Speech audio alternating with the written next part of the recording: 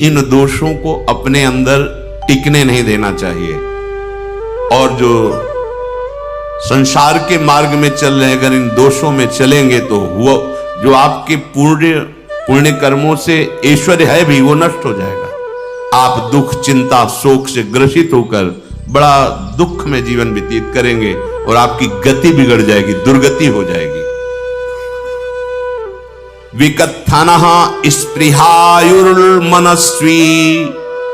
बिभ्रत् कोपम चपलो अरक्षणश्च एतान् पापाः षण्णराः पाप धर्मान् प्रकुर्वते नोत्र सन्तः सुदुर्गे संभोग संविद विषमोतिमानी दत्तानुतापी कृपणो बलीयान् वर्ग प्रशंसी वनितास्तु देष्टा एते परे सप्तनशंस वर्गाः।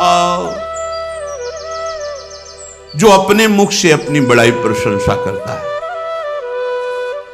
ये 13 लिख लो दिमाग में, डायरी में, क्योंकि ये नोट हो रहा है, आवाज डाली जाएगी, आप बार बार सुन, इनसे बचिए। अपनी बड़ाई, अपनी प्रशंसा कभी अपने मुख से नहीं करना, नहीं तो आपके पुण्य नष्ट हो जाएंगे, बुद्धि भ्रष्ट माने गिर जाएगी। अगर परमार्थ में चल रहे हैं तो भी, और व्यवहार में तो पुण्य नष्ट हो ही जाएंगे। बुद्धि गिरी हुई तभी ऐसी बात होती है। और यह दोष बहुतायत है, ये बहुत प्रभावशाली है, अपनी बड़ाई मारना। इसको देख लो, पकड़ो, सत्संग है। अपने मुख से कभी अपनी बड़ाई ना करना। अगर कोई अपने मुख से अपनी बड़ाई करता है तो उसके सुकृत नष्ट हो जाते हैं, बुद्धि भ्रष्ट माने गिर जाती, पतित हो जाती है, फिर निर्णय ठीक नहीं। अगर हमारा सारथी, हमारा ड्राइवर मूढ़ हो तो कहीं भी हमको गिरा देगा, तो वो बुद्धि भ्रष्ट मतलब गिर जाती है, निर्णय करने लायक नहीं रहती। अपनी प्रशंसा अपने मुख से करना। दूसरा, लोलुपता, ये वृत्ति नहीं होनी चाहिए। धर्म से चलेंगे, धर्म के द्वारा जो हमें प्राप्त होगा उसी से हम अपना भरण पोषण करेंगे। आपके बच्चे स्वस्थ होंगे, बुद्धिमान होंगे, परिवार में बहुत सुख और शांति होगी, भले दीपक की तरह जलो, बहुत काल तक रहेगी। लक्ष्मी जी भी आपके घर में बहुत काल, हम ये नहीं कहते कि बहुत नहीं, जितनी है बहुत सुख शांति से चलोगे। अगर लोलुपता करोगे, हिंसा, छल कपट, व्यभिचार, चोरी, ऐसे धन आ जाए, वो आएगा, लेकिन वो हाइलोजन की तरह आएगा, एकदम प्रकाश और फ्यूज, बिल्कुल अंधकार करके जाएगा। देख लेना, तुम्हारे जो सुख के हेतु हैं, तुम्हारा शरीर, तुम्हारे बच्चे, तुम्हारी पत्नी, तुम्हारा परिवार, उसको देख के तुम रात दिन जलोगे बिना आग के। ऐसे उनके आचरण होंगे, ऐसे उनके अंग होंगे, ऐसे उनके दिमाग होंगे, ऐसा उनका व्यवहार होगा। ये लोलुपता अगर उपासक में या किसी में है तो उसको नष्ट कर देते। सावधान।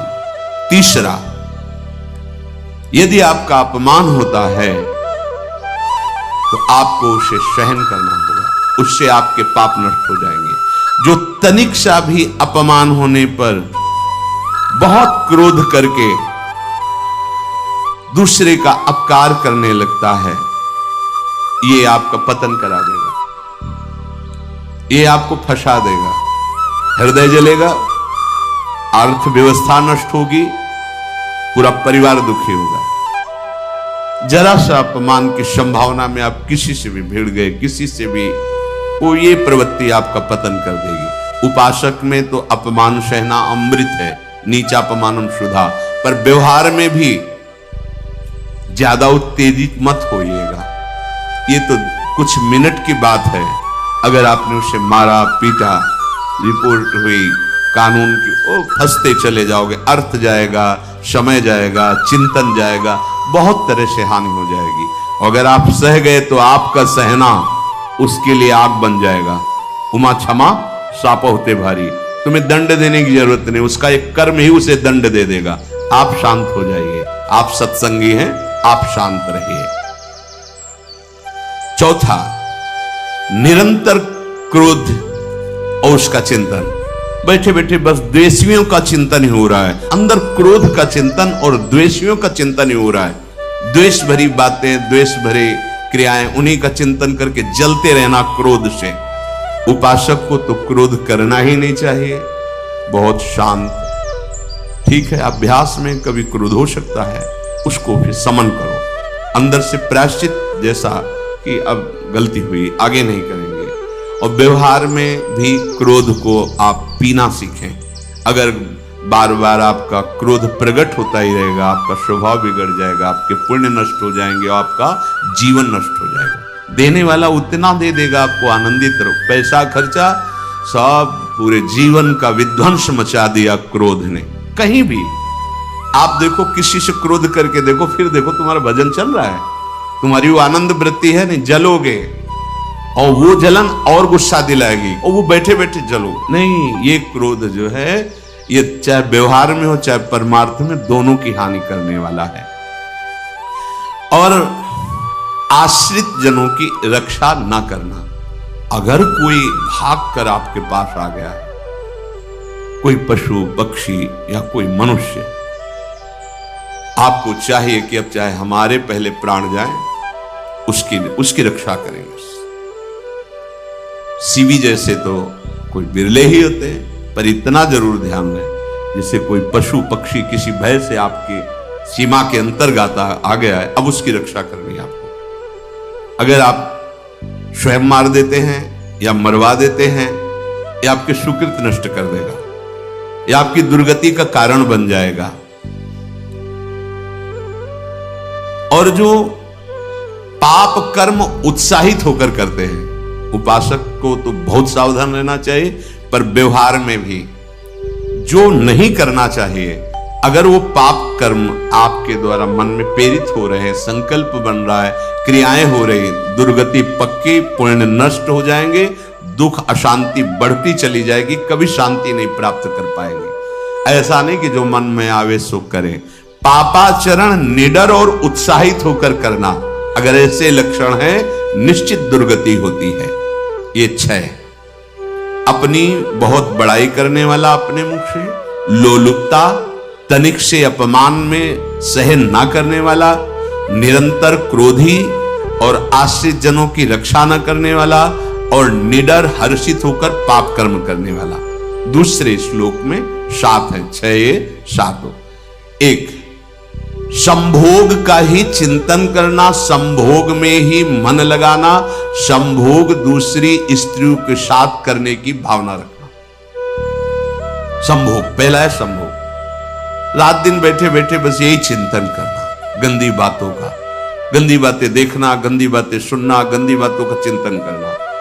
फिर अन्य माताओं बहनों के प्रति काम दृष्टि से देखना, कोई आ जा रही है दृष्टि से, काम भाव से देखना, भोग बुद्धि से देखना, निश्चित पुण्यनाश दुर्गति। बड़े बड़े उदाहरण इतिहास में हैं, जिन्होंने ऐसा दृश्य नेत्रों से देखने की चेष्टा की, मन में संकल्प किया, भोगने का, नष्ट हो गए, चाहे वो कितने बड़े प्रतापी हो। ये दुर्योधन कोई साधारण थोड़ी है, भगवान व्यासदेव जी के द्वारा ही तो, भगवान व्यासदेव जी ही इसकी उत्पत्ति का कारण है। आप देखो, इतने महान पुलस्त जी ही उत्पत्ति का कारण है रावण की। बस ये ऐसे दोष हैं जिनके कारण जीव नष्ट हो जाता है। ठीक है, धर्मयुक्त काम भगवान ने आदेश किया है। आपका पाणी ग्रहण संस्कार हो गया है, संतानोत्पत्ति की भावना से कुछ पवित्र तिथियों का त्याग करते हुए चर्चा में हुई है। एक नियम है, एक आदेश है शास्त्र का। आप बहुत काम प्रवृत्ति वाले हैं, तो प्रत्येक मास में जब माताएं बहनें पवित्र हो जाती मासिक धर्म से, तो जिनका पाणी ग्रहण आपने किया, जो पत्नी स्वरूप है, वो ठीक है। वहां भी बार बार के लिए व्यभिचार प्रवृत्ति के लिए शास्त्र आदेश नहीं करता, संयम पूर्वक, और उसका चिंतन नहीं करना। पाणी ग्रहण संस्कार है, घर में विराजमान है, एक संयम, एक नियम के अनुसार उसका चिंतन तो फिर भ्रष्ट कर देगा। चिंतन प्रभु का करना है, चिंतन प्रभु की सेवा जो आपके कर्तव्य, इसके चिंतन से बचो। घातक है, बहुत बड़ा जहर है। अगर विषय चिंतन होने लगा तो मरोगे, जिंदा जलोगे, दुर्गति भी होगी। ये अंदर की जो आग है ना, कामाग्नि, ये इतनी बढ़ती चली जाएगी, तुम्हारे होश खराब हो जाएंगे कि मुझे क्या करना चाहिए, क्या नहीं करना चाहिए। कुआ मदांधो मदना तुरोमा, अंधा हो जाएगा, नहीं दिखाई देगा अनुजा तनुजा क्या है कौन है, कुछ नहीं, भ्रष्ट बुद्धि। संभोग का चिंतन, चिंतन नहीं, चिंतन नहीं। धर्मयुक्त काम आदेश है शास्त्र में। यदि आप प्रवृत्ति मार्ग में हैं तो अपनी पत्नी को जो पाणी ग्रहण स्वीकार किया है, वहां भी पवित्र तिथियों का त्याग करते हुए, एकादशी है, रामनवमी है, नव दुर्गा है, जन्माष्टमी है, राधाष्टमी, जो पवित्र तिथियों का त्याग करते हुए और ऐसे जो मर्यादाएं हैं उसके अनुसार, और कहीं पराई स्त्री के साथ संभोग की बात निश्चित दुर्गति पक्की है। ऐसे ही माताओं के लिए है, स्त्री शरीर के लिए है। यदि वो ऐसी गलत चेष्टा तो पतिवंचक परपति रति करही, रो रो नरक कल्पसत परही। ये भोग चिंतन से बचने की चेष्टा कीजिए तो क्रिया से अपने आप बच जाएंगे। क्रिया के पहले चिंतन होता है, चिंतन से ही क्रिया का आवेश आता है। चिंतन संभालिए, इसी से भगवत प्राप्ति होती है, चिंतन से, और इसी से दुर्गति भी होती है। अनन्यस चिंतयन्तु माम, भगवान चिंतन कह रहे मेरा करो, कर्तव्य कर्म मेरे को समर्पित करो। अब जब चिंतन संभोग का होगा तो बुद्धि भ्रष्ट हो जाएगी। ये जो राक्षसी प्रवृत्तियां सुनने को मिलती है ना कि ऐसा हुआ ऐसा हुआ, वो देखा सुना और चिंतन किए, अब इतनी राक्षसी वृत्ति आ गई कि बस अब उनमें और राक्षसों में कोई अंतर नहीं रह गया। दूसरा, विषमता रखने वाला, सबके साथ बर्ताव ऐसा कि मैं बहुत श्रेष्ठ हूं और दूसरे सब नहीं, ऐसा व्यवहार नहीं। सब भगवत स्वरूप है, समान व्यवहार। जैसे आपके भोजन है तो जो आप पा रहे हो वही सबको दीजिए, बैठने की व्यवस्था, उठने की व्यवस्था, क्रम बाय क्रम, पर उसको भी नीच भाव से मत देखिए। उस कोटि का उसको प्यार दीजिए, दुलार दीजिए, सम्मान दीजिए। इतनी विषमता न फैलाते रहे अपने जीवन में कि आप सबके निंदा के पात्र बन जाए। विषमता नहीं, सबको प्यार। हाँ ठीक है, पुत्र का अलग प्यार है, भाई का अलग प्यार है, पिता का अलग प्यार है, पर हमारा व्यवहार प्रीति युक्त होना चाहिए, विषमता भरा नहीं होना चाहिए। अगर हमारे चित्त में विषमता ही रही तो संसार है, प्रभु नहीं है। जीत विषम संसार कीर्ति जग बिस्तरे, जो विषमता पर विजय प्राप्त कर लेता है वही भगवत प्राप्ति का अधिकारी। ये विषमता बहुत बड़ी हानि है। तीसरी बात, अत्यंत मानी होना। जहां आपके प्राण कमजोर होंगे, पुण्य नष्ट होगा, आयुश्री सब नष्ट होना है, ऐसे आचरण करवाएगा गुरुजनों के साथ, महापुरुषों के साथ। ये बहुत नीच प्रवृत्ति है। अत्यंत मान प्रियता, मुझे सम्मान मिले, उत्तम प्रवृत्ति है। सबको मान देना, स्वयं अमानी रहना। चौथा, दान देने की बात कह के मुकर जाना या दान देकर पश्चाताप करना। दे दिया है, बहुत जल रहे हो, दूसरे से वार्ता कर रहे हो कि पता नहीं क्या यार बुद्धि में हो गया, हमने उसको इतना कहा था, उतना दे दिया, क्यों दे दिया, ऐसा ऐसा, मतलब अंदर चिंतन करना, क्यों दे दिया तो दिया। इसके बाद जो आपका जलन हो रही, पश्चाताप, सुकृत नष्ट हो रहे हैं। दान देकर पश्चाताप करना या दान देने की बात कह के मुकर जाना।